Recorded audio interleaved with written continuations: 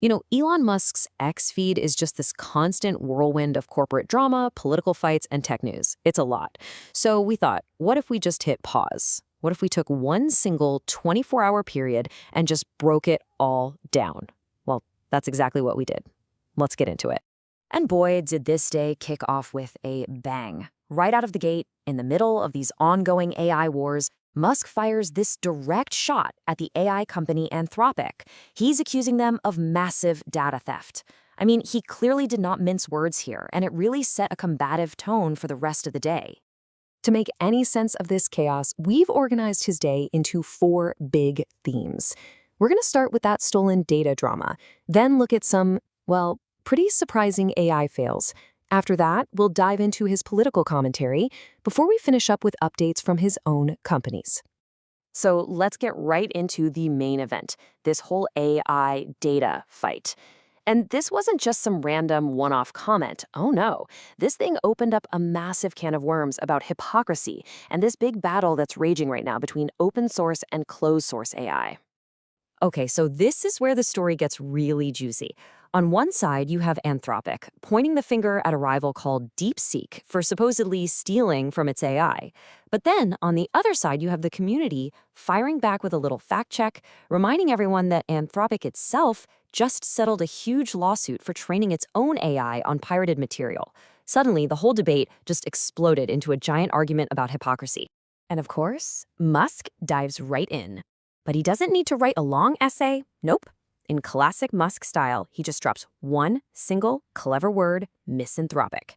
It was a simple, kind of brutal jab that just perfectly captured the mood and poured a whole lot of fuel on the fire. And he wasn't done there. He starts amplifying other people who are mocking the whole situation. He reposted this sarcastic comment, called it a banger, and you can see he's using the community's own words to really hammer home his point about Anthropic's supposed hypocrisy. And then, I mean, you can't make this stuff up. The story took a totally surreal turn. People discovered that if you asked Anthropic's own AI who it would sometimes identify as DeepSeek, the exact company it was accusing of theft. It was just this bizarre, comical own goal that pretty much ended the debate right there. So the AI theme continued, but it shifted away from the big corporate drama to something a little more relatable for the rest of us. AI just going wrong. Musk highlighted a couple of stories that show the funny and honestly slightly alarming side of AI out in the real world. This story is just absolutely wild. So a guy just wants to do something fun, steer his new robot vacuum with a gaming controller. He actually uses Claude AI to help him crack the system's API, but in the process, he stumbles onto this gigantic security hole. He didn't just get into his own vacuum, he accidentally gained control of 7,000 of them, all over the world. We're talking access to live camera feeds and people's home floor plans. He did the right thing and reported it, but wow, talk about unintended consequences. And in another AI mishap, Musk took aim at Meta's head of AI's safety. Apparently, her own personal AI went rogue and started deleting her emails. Musk's sarcastic reply really hits on one of his favorite themes. This idea that the so-called experts in charge of AI safety don't always have a handle on the very tech they're supposed to be controlling. Okay, so now we're going to shift gears to what was definitely the most politically charged part of his feed. And just to be super clear, we are just going to neutrally lay out the topics he engaged with. We're focusing strictly on what he shared and what he said in his posts. A really significant portion of his activity was focused on the grooming gang scandal over in the UK. He reposted and commented on a whole bunch of claims, including ones that called it the worst atrocity in modern British history. He also highlighted assertions of police collusion and a widespread cover-up by the media and politicians. His engagement went beyond just commentary, though. He offered a full-throated endorsement of a new political party, Restore Britain.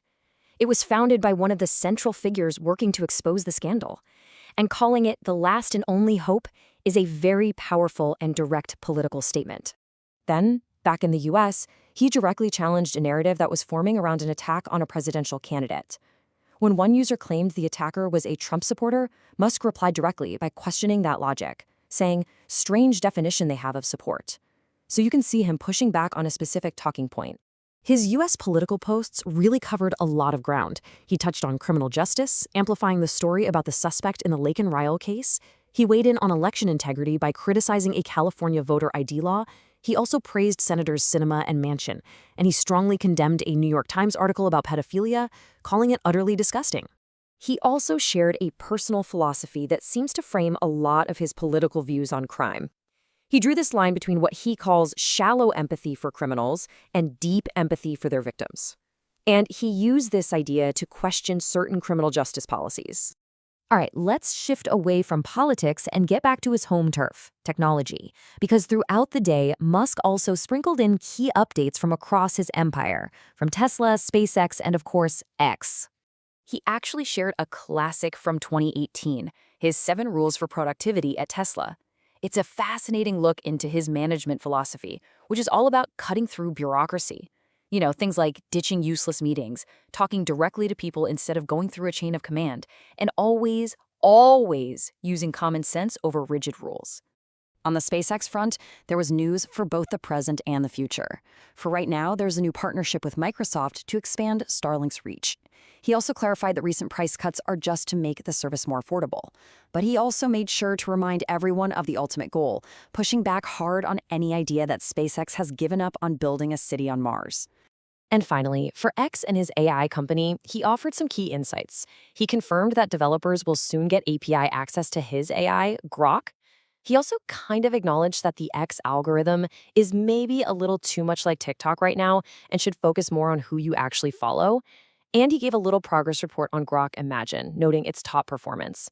So, from AI wars and corporate takedowns to major political interventions and company news, that was a single day. It really leaves us with a big question, doesn't it? In this day and age, what does it mean for all of us when one person's social media feed can drive the global conversation every single day?